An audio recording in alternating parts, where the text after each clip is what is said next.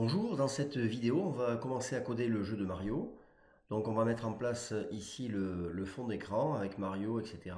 de façon à voir à quoi ça va ressembler par la suite. Alors on ouvre Visual Studio Code comme d'habitude. Donc ici, on va se créer un nouveau dossier dans lequel on va stocker notre jeu. Donc ici, fichier, nouveau dossier. Donc on continue. Alors pour ceux qui commencent à partir de là, je suis dans un dossier JavaScript sur mon bureau que j'ai créé donc sur le bureau. Et donc j'ai ensuite créé des dossiers dans lesquels j'ai mis les vidéos précédentes. Donc ici on crée un nouveau dossier que je vais appeler 04-Mario.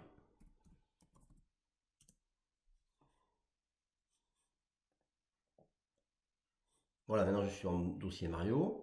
Alors ce que je vais faire, je vais ouvrir un fichier que j'ai déjà créé HTML de façon à le récupérer pour ne pas tout retaper. Donc fichier, ouvrir le fichier.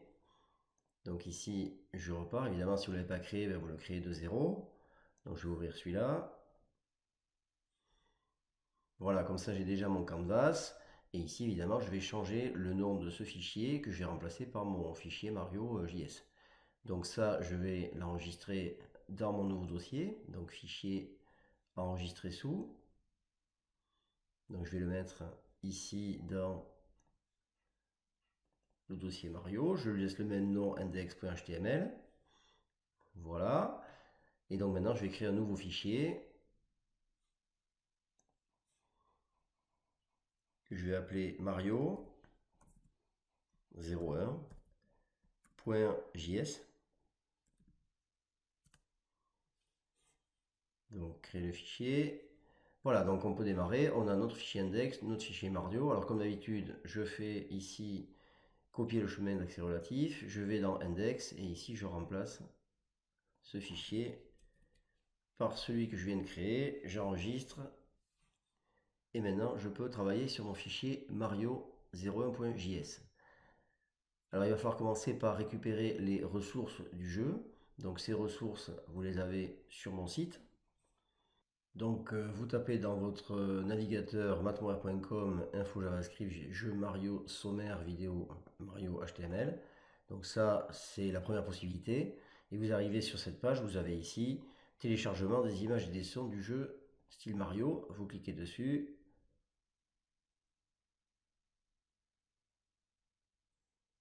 Et donc ici vous avez vos ressources. Donc copier. On va dans le dossier qu'on vient de créer. Et ici on fait coller.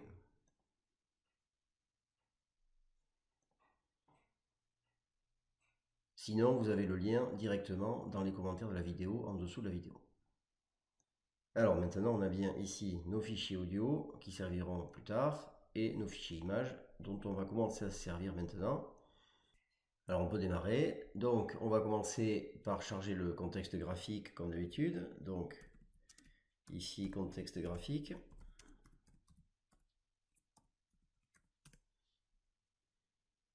Donc une constante qu'on appelle CVS qui va récupérer la zone de dessin de notre document HTML. Donc document point getElément by ID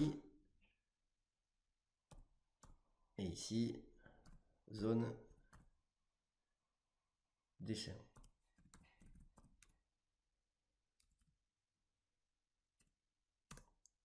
Voilà, donc ici on vérifie que c'est le bon nom. Donc si je vais dans index, vous voyez qu'ici j'ai mis zone de dessin, donc je vais modifier et je vais mettre zone dessin comme ceci. Donc là j'ai bien relié ma zone de dessin qui est ici à mon fichier JS via la constante que j'ai appelée CVS. Donc maintenant je vais fixer les dimensions de cette zone de dessin. Donc cvs.width, on va mettre 700 pixels et cvs.height, on va mettre 350 pixels. Ensuite, il nous faut notre contexte graphique, c'est-à-dire le contenu de notre zone de dessin, donc encore une constante qu'on va appeler CTX,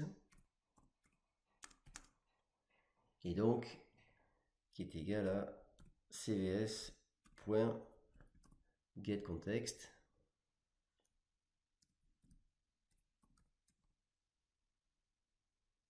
Et ici 2D puisqu'on travaille en 2 dimensions. Comme ceci. Ensuite, on va charger les images dont on va avoir besoin pour démarrer le jeu. Donc ici, chargement des images. Donc, const. Alors, toujours pareil, on prend des constantes parce que ça ne bouge plus après. Donc, on a d'abord l'image du fond. Donc, img fond égale new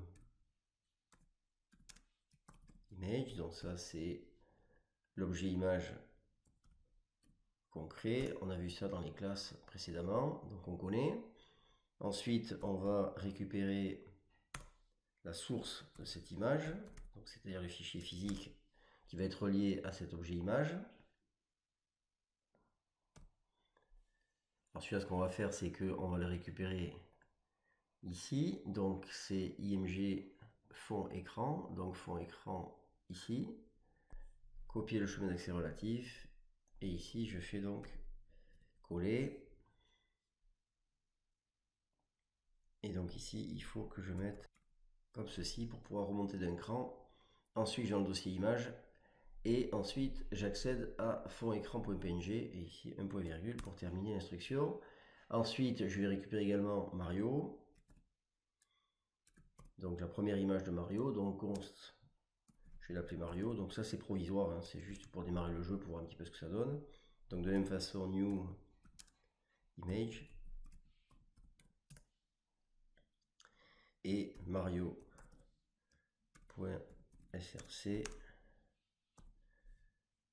Donc même chose. Alors c'est, donc on va prendre celui-là par exemple. Donc copier. CTRL V, ici on rajoute 2 points slash. Voilà.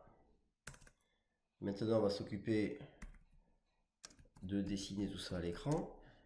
Donc dessin de l'écran. Donc on va créer une fonction dessine.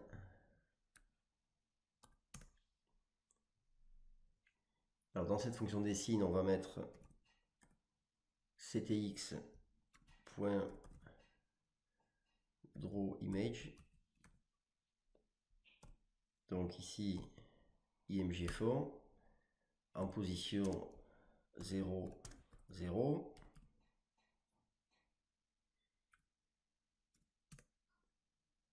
Ensuite, on va dessiner par-dessus Mario, donc ctx.drawImage entre parenthèses, donc Mario. Là, on va mettre par exemple 300, 245. Et ensuite, on va se faire une bordure pour limiter l'écran, notre zone de dessin. Donc pour ça, on va mettre ctx.lineWidth.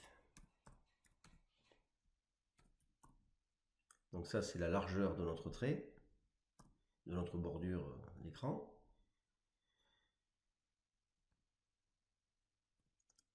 On va mettre 3 pixels. Et on va dessiner donc un rectangle autour de l'écran. Donc ctx.stroke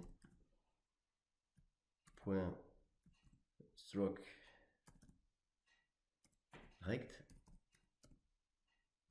Donc on va aller de 0, 0. Et on va aller jusqu'à cvs.width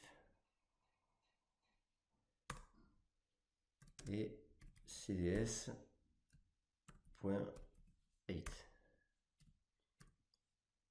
Comme ceci.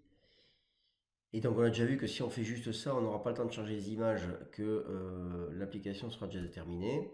Donc ici, comme ça va être un jeu où on va avoir besoin d'afficher l'écran de façon récurrente au fur et à mesure des déplacements de Mario, etc., on va mettre ici request animation frame, et ici on va appeler dessine.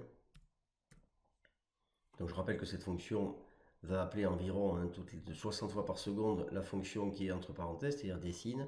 Donc ici on va avoir cette fonction là qui va être appelée en permanence, et donc petit à petit les images seront chargées et on pourra afficher tout ça. Voilà, on avait vu notre moyen avec Windows On Load, mais ici comme on va afficher en permanence notre écran, c'est ça qu'il faut utiliser, et donc il faut évidemment lancer une première fois notre fonction dessine pour que ça fonctionne. Voilà, donc CTRL S. Donc ici on va commencer par lancer notre live server. Alors quand je lance, je constate que j'ai un problème, j'ai bien ma bordure, mais je n'ai pas les images, donc il y aura un problème. Donc je regarde, inspecter, console.